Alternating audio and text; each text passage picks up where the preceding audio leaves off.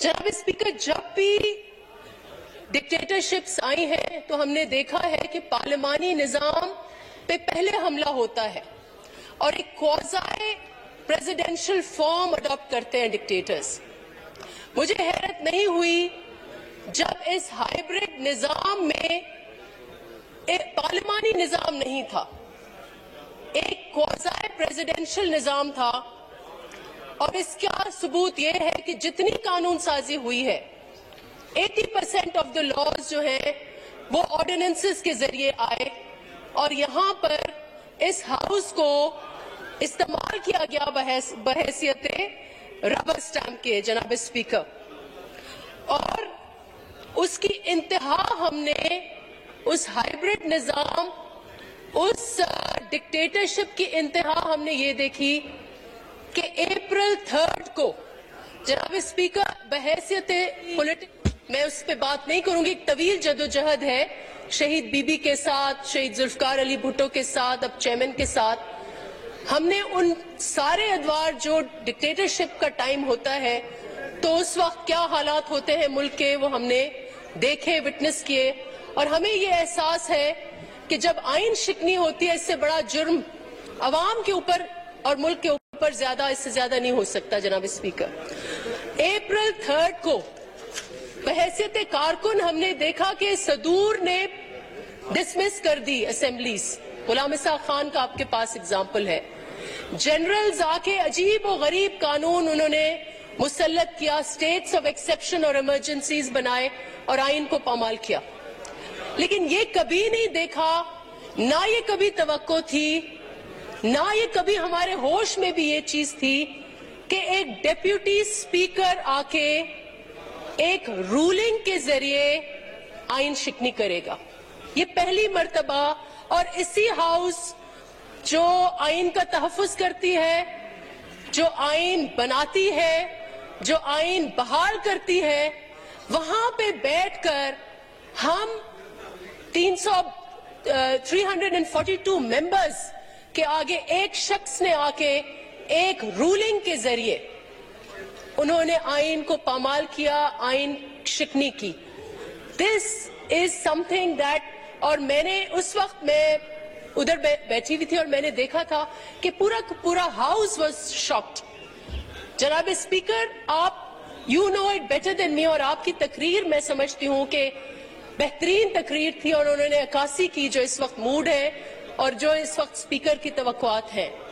Speaker की ruling जो है, जो मेरी अंडरस्टैंडिंग है, वो सिर्फ और सिर्फ महदूद होती है एक किताब के ऊपर, और वो किताब है rules of procedure and conduct of business. उसके ऊपर रूलिंग होती है, उससे इर्द गिर्द रूलिंग नहीं हो सकती मेरे नजदीक, जो मैंने समझा है। और अगर ये वाज़ेह नहीं है तो आने वाले वक्त के लिए आप जिस मनसब पर हैं, और मैं समझती हूं कि ये जो हमारे पास 15 माह है वो कोर्स करेक्शन के लिए है, वो मामलात सही सिमत में लेके जाने के लिए है। मैं ये तवक्को करूंगी कि हम रूलिंग की क्लैरिटी दें इस हाउस में कि आने वाले स्पीकर्स जो हैं इस किस्म के जुर्म जो हैं वो ना करें। जनाब स्पीकर, तो पार्लियामेंट्री डेमोक्रेसी जो है वो पहला शिकार हुई इनकी। सेकंड पॉइंट जो है जनाब स्पीकर, वो मैं सियासत पर आऊंगी। पाकिस्तान की तारीख में जितनी सियासत इन 3.5 साल में और उससे पहले कुछ टाइम में और अभी खराब हुई है और सियासतदान खराब हुआ है, इतना कभी नहीं हुआ। और ये सबसे बड़ा एक जो तबाही और बर्बादी है, इसका एक और अंसर जो है वो सियासत है। और बहुत जरूरी है कि जहां हम पार्लियामेंट्री नॉर्म्स रिस्टोर करें, पार्लियामेंट को नॉर्मलाइज करें, उस वक्त हम सियासत को भी अपना वकार, जनाब स्पीकर, हम वो सियासत का वकार बहाल करें। सियासत, इस हाउस में भी मैंने ये सीखा है कि सबसे अहम चीज सियासतदान के पास और पार्लियामेंटेरियन के पास लैंग्वेज है, जबान है, लेकिन वो ही इतनी आलूदा कर दी गई है कि आज तक आप देखें कि जो इधर तो सुकून है लेकिन बाहर क्या हो रहा है। पंजाब असेंबली के हालात देखकर और खुद इस असेंबली के हालात देखकर बहुत ही दुख हुआ जनाब स्पीकर कि हम किस नहज पर आ गए हैं कि हर कदर जो है हमारी उसको हमने जो है वो वायोलेट किया है। तो बहुत जरूरी है कि हम सियासत और सियासी कदरें, सियासी तौर तरीके जो है वो रिस्टोर करें। एंड आई एम हैप्पी, एक चीज में मैं खुश हूं कि इस वक्त जैसे भी I personally I am not happy कि ऑपोजिशन मौजूद नहीं है, ऑपोजिशन को होना चाहिए।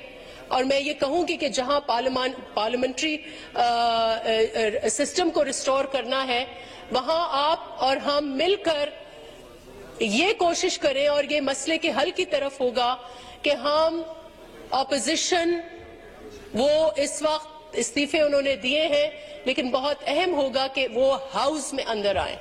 This house will not be complete अगर वहां खामोशी होगी। वहां हमारा सही, इस वक्त हम हुकूमत है, सही अकाउंटेबिलिटी उस वक्त होगी जब आवाज वहां से आएगी। और ये हमारा एक पहला चैलेंज होगा कि हम इस हाउस को कैसे कंप्लीट करते हैं और सियासी कायदे कवायद जो है वो कैसे रिस्टोर करते हैं। जनाब स्पीकर, एक और मैं कॉशन जरूर करूंगी कि हमें एक फॉल्स सेंस ऑफ कंफर्ट नहीं होना चाहिए कि एक अदम एतमाद के बाद अब नॉर्मलाइज हो जाएंगी चीजें।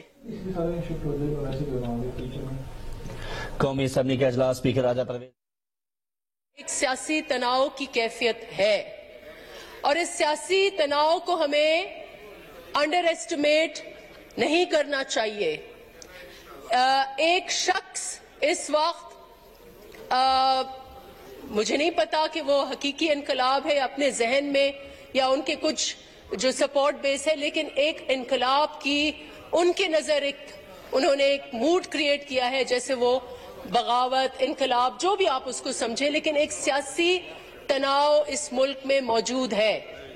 और अगेन इस हाउस पर और आप पर और जहां ये सियासी क़यादत है जिन्होंने ये रिस्टोर किया इस फोरम को, इस पार्लियामान को, इसके ऊपर ये इन्हिसार है कि हम इस सियासी तनाव को, इस सियासी कशीदगी को कैसे कम कर सकते हैं।